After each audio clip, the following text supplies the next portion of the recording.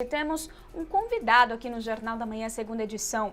Uma pesquisa Datafolha, divulgada nesta quinta-feira, aponta que a rejeição do presidente Jair Bolsonaro chega a bater 50% em São Paulo e que a aprovação cai 6 pontos no Rio de Janeiro.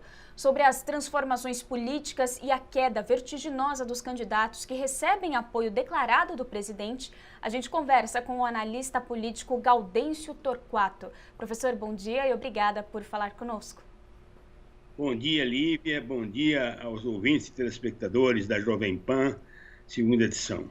Jornal da Manhã, segunda edição.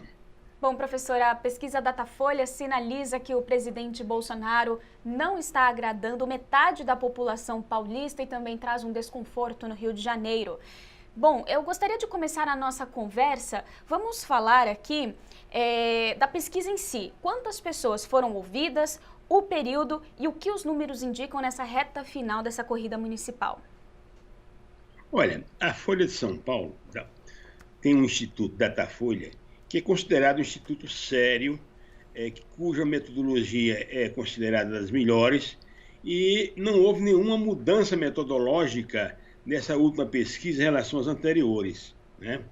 Então, o questionamento que se faz ao Datafolha, particularmente por um dos candidatos, é um questionamento, portanto, sem nenhuma lógica, nenhuma base. Tanto que o Tribunal Regional Eleitoral, por unanimidade ontem, decidiu, digamos assim, dar vazão a essa pesquisa que tinha sido proibida por uma liminar.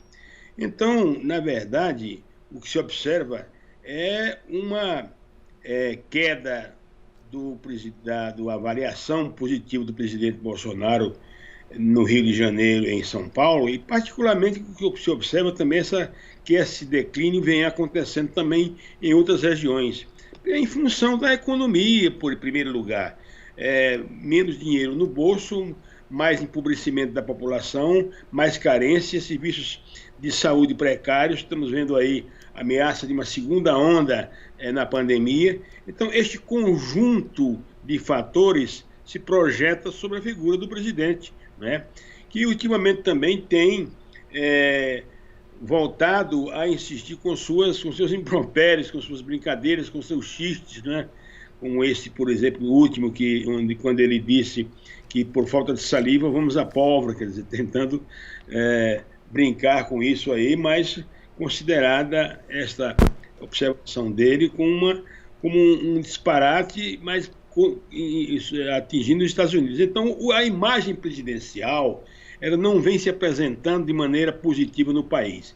Então, e seus candidatos, evidentemente, aqueles indicados ou apoiados por ele, sofrem com isso, né? Em São Paulo, Rio e em outras regiões. Então, essa campanha será uma campanha, veja bem, interessante isso aí. Além do aspecto local, defesa das situações locais, programas regionais para bairros, etc., há também uma certa nacionalização da campanha. Então, nós estamos vendo a regionalidade, a regionalização, a localização local dentro do espaço nacional. Então, de uma certa forma, o voto também será um voto a favor ou contra, digamos assim, o governo federal. É o que nós estamos observando neste primeiro momento.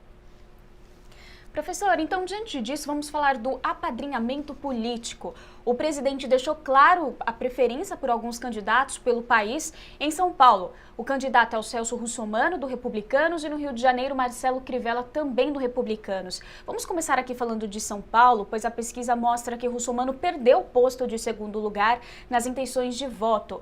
O apadrinhamento de Bolsonaro tem parcela no resultado dessa projeção? Sem dúvida nenhuma, sem dúvida nenhuma.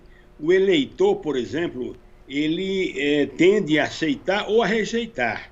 No caso de São Paulo, eu até queria dizer que eu já tinha previsto isso há 2 meses atrás nas minhas colunas que eu uso semanalmente, Porandubas, por exemplo, é uma coluna que está no site Migalhas, onde eu diria que o Celso Russomano, mais uma vez, entraria em declínio no final da campanha. Com todo respeito aos paraguaios, né? Ele é considerado um cavalo paraguaio muito bom de partida, de saída e ruim de chegada. E estamos vendo a mesma coisa do Rio de Janeiro, né? O Marcelo Crivella sendo o candidato do Bolsonaro, ele tende a estacionar por ali, em torno, né, do índice que vem mantendo já há algum tempo. Então, eu acho que esses candidatos, eventualmente indo para um segundo turno, terão poucas possibilidades. A rejeição em São Paulo é imensa, 50%. É uma rejeição muito alta. É difícil, nos últimos dias de campanha, alguém, vamos dizer assim, administrar esse alto índice de rejeição. Então, é um desafio, vamos dizer assim, para o Celso Russomano em São Paulo. O que vai acontecer com ele? O que aconteceu nas campanhas em que ele participou como candidato a prefeito, ou seja, ele vai declinando e morre ao chegar à praia, quer dizer, infelizmente é o quadro que eu tenho a dizer, apesar, vamos dizer, de ser um lutador e tal, mas tem essa rejeição contra o Bolsonaro que se projeta sobre ele em São Paulo, particularmente, né?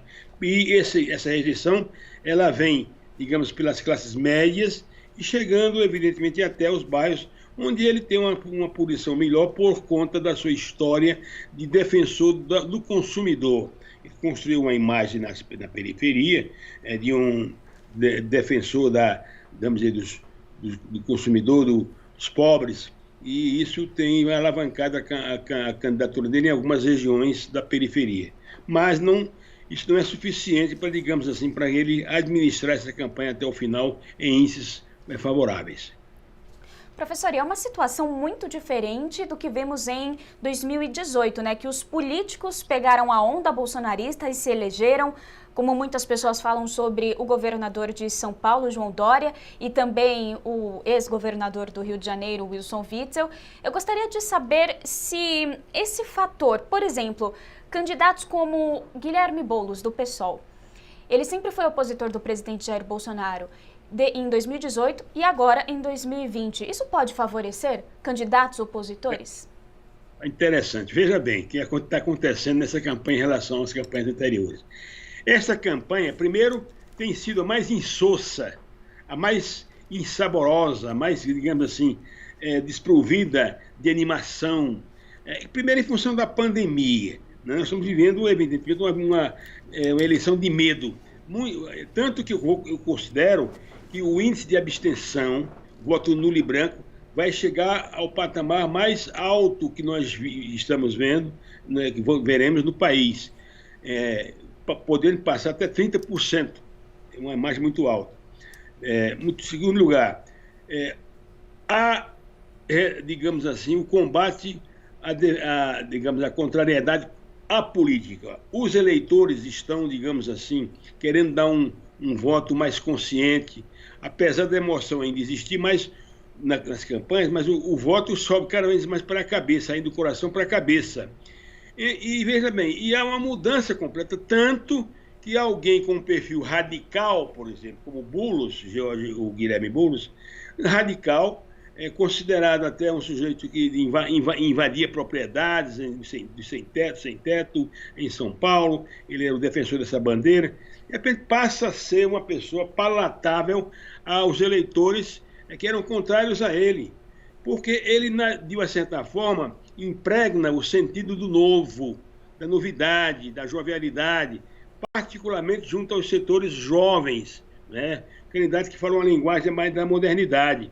E aí nós estamos vendo o contrário, os políticos que se apoiavam no Bolsonaro, na época o representante do Novo era ele, o Bolsonaro, querendo ele prometia, vamos dizer assim, virar a mesa da política, ele não conseguiu fazer isso e sofre hoje, vamos dizer, os impactos da pandemia e os impactos da crise econômica que nós estamos atravessando.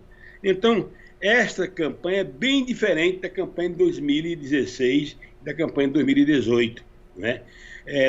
Estamos vendo aí um eleitor mais contrariado, mais indignado, mais virulento. E, ao contrário do que se pode pensar, o eleitor até esse que vai votar, ele vai escolher de maneira mais racional, ou seja, eu não vou querer eleger qualquer um.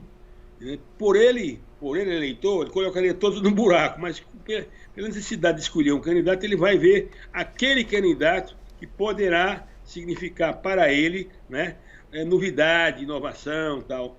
Daí porque a um voto hoje, vamos dizer, como se fosse um voto de referêndum à situação do país, uma espécie de aprovação ou desaprovação ao governo, né? Então, é essa diferença que nós vemos entre o hoje e o ontem. Bom, agora vamos focar no Rio de Janeiro, que é o reduto político da família Bolsonaro. E eu tenho duas perguntas. A primeira, a força do presidente ainda é grande no Rio, professor? E mais, o presidente pode impulsionar o Crivella ou a gestão do próprio Crivella, os escândalos dos guardiões do Crivella tem peso nessa vantagem que foi ampliada para Eduardo Paes do DEM? Pois é. O caso do Rio de Janeiro é interessante. O Rio de Janeiro vem rolando, vem, digamos assim, vivenciando uma crise crônica há muito tempo, desde os tempos do Sérgio Cabral. Então, o Rio de Janeiro passou a quase ser assim, um sinônimo de corrupção, governo desmando, propina, entendeu? Tanto no nível do Estado como no nível do município. Então, ficou, digamos assim, com a imagem de favorecimento, administração que favorece os amigos. Então, isso pega o governador Witzel, que já está afastado, pega o Crivella também, em função do certo, aspas, de favorecimento que ele teria feito a alguns setores, entendeu?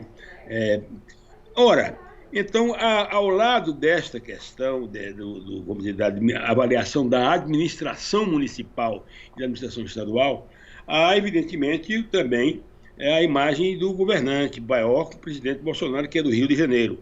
Ora, então, os fatores se somam a uma somatória de fatores. O fator federal influenciando o fator regional, local.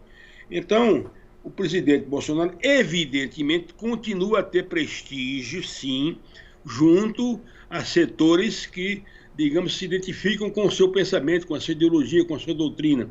Conservadorismo, mas na área de direita, entendeu? E ele vai sempre conservar esse núcleo. Aliás, a fala do Bolsonaro no dia a dia é no sentido de animar as suas bases, porque ele já está olhando lá para 2022. Então, ele já estaria iniciando, assim, né, vamos dizer, o alargamento da pista do seu avião que vai decolar em 2022. Então, daí porque ele tem usado essa linguagem, olhando para o futuro. E particularmente no caso da vacina, por exemplo, ele tem, vamos dizer, politizado a questão do uso da vacina que não tem partido nem cor, mas de repente no Brasil passou a ter uma cor da China com vermelho e assim por diante. Então, você tem, na sua pergunta, você tem razão quando você coloca a questão local, se somando, digamos assim, ao prestígio federal do presidente, ao prestígio, vamos dizer, do Bolsonaro no Rio de Janeiro. Esses dois fatores estão influindo, vamos dizer assim, para a avaliação do prefeito Marcelo Crivella no Rio de Janeiro, né? Muito bem, nós conversamos com Gaudêncio Torquato, analista político. Professor, muito obrigada. Professor não, né? O senhor é analista político, mas também deu uma aula aqui para nós. Muito obrigada. Estaremos aqui. 30 anos como professor de comunicação política da USP, vai sair. Então falei certo. Mas vai sair muito tempo dando aula. 30 anos em sala de aula. Falei certíssimo, então. Muito obrigada, viu? E até domingo, né? O senhor estará aqui conosco, fazendo essa cobertura das eleições. Até domingo. Um abraço para todos os ouvintes.